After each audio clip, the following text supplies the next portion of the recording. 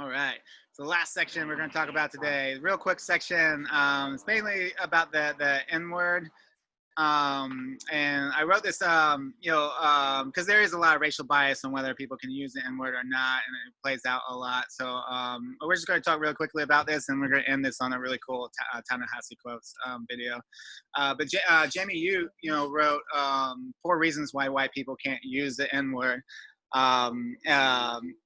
And it's, the first one is like we lost the privilege. We use that word. That word was created to enforce horrible racial stereotypes and to dehumanize Black people to the point that we can enslave and murder and rape millions of Black people. So we don't really get to use that term anymore, and that you need to be okay with that.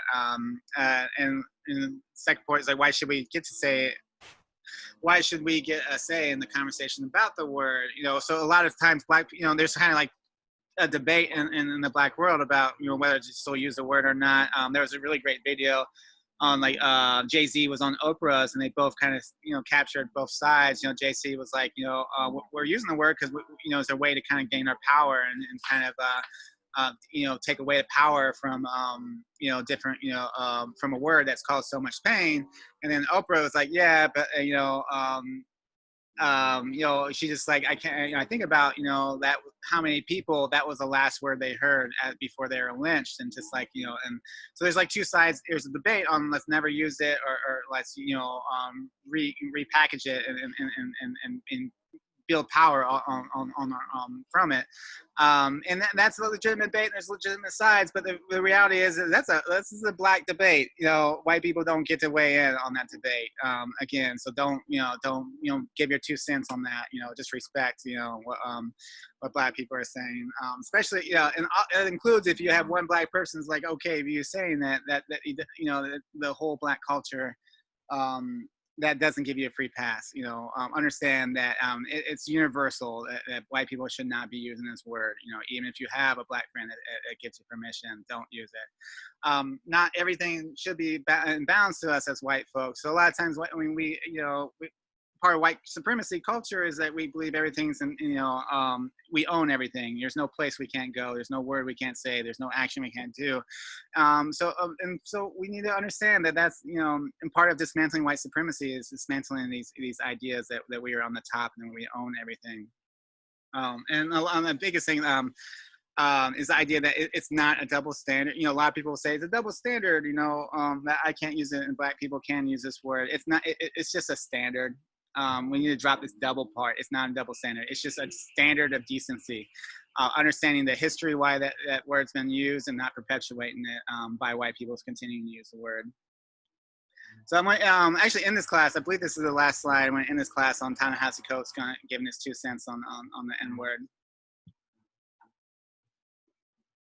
Last week, Northwestern had this concert with Lil Uzi Vert. He uses the N word profusely, like a ton, and there was an email sent out to students who went to this concert saying, you don't have a right to use this word, which I 100% agree with. Like, as a white person, I don't have any right. I haven't, until reparations are paid, until there's some sort of giving back, there's no right. But what do you say to, I don't know what to do when I hear my friends using this word in a song.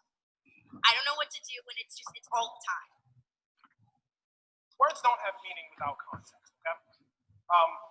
My wife refers to me as honey. That's accepted and okay between us. If we were walking down the street together and a strange woman referred to me as honey, that wouldn't be acceptable. The understanding is I have some sort of relationship with my wife.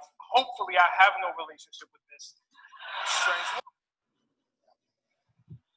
When I was young and I used to go see my family in Philadelphia where my dad was from, they will all call him Billy. His name is William Paul Coates. No one in Baltimore called him Billy. And had I referred to my father as Billy, that probably would have been a problem. That's because the relationship between myself and my dad is not the same as the relationship between my dad and his mother and his sisters who we grew up with, right? We understand that. It's the same thing with words within the African American community or within any community. My wife, with her girlfriend, will use the word bitch. I do not join in. I don't, say, hey, I don't do that. I don't do that. Perhaps more importantly, I don't have a desire to do it. You understand? A while ago, Dan Savage was going to have this show that he was going to call Hey Faggot. I'm not going to yell faggot at Dan Savage. That's not my relationship with the LGBT community. And I understand that, and I'm okay with that. I don't have a desire to, yell out the word, faggot. I just don't have that.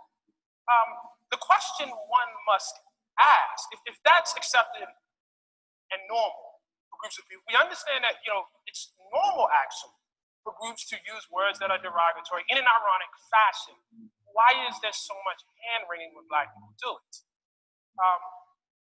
Black people are basically, however you feel about it, they're not outside of the normal rules and laws for humanity. I had a good friend who used to have this cabin in upstate New York, which he referred to as the white trash cabin. He was white. I would never refer to that cabin. I would never tell him I'm coming to your white trash cabin. I just wouldn't do that. I I think you understand why I wouldn't do it. The question one must ask is why so many white people have difficulty extending things that are basic laws, of how human beings interact to Black people. And I think I know why. When you're white in this country, you're taught that everything belongs to you. You think you have the right to everything. You have the right to go where you, you're conditioned this way. It's not, because your hair is a texture or your skin is light. It's the fact that the laws and the culture tell you this. You have the right to go where you want to go, do what you want to do, be however, and people just gotta accommodate themselves to you. So here comes this word that, you feel like you invented. And then somebody will tell you how to use a word that you invented. Why can't I use it? Everyone else gets to use it. You know what? That's racism that I don't get to use it. That's racist against me. I have to inconvenience myself and hear this song and I can't sing along? How come I can't sing along?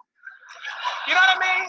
And I think, for white people, I think the experience of being a hip hop fan and not being able to use the word nigga is actually very, very insightful. It will give you just a little peek into the world of what it means to be Black.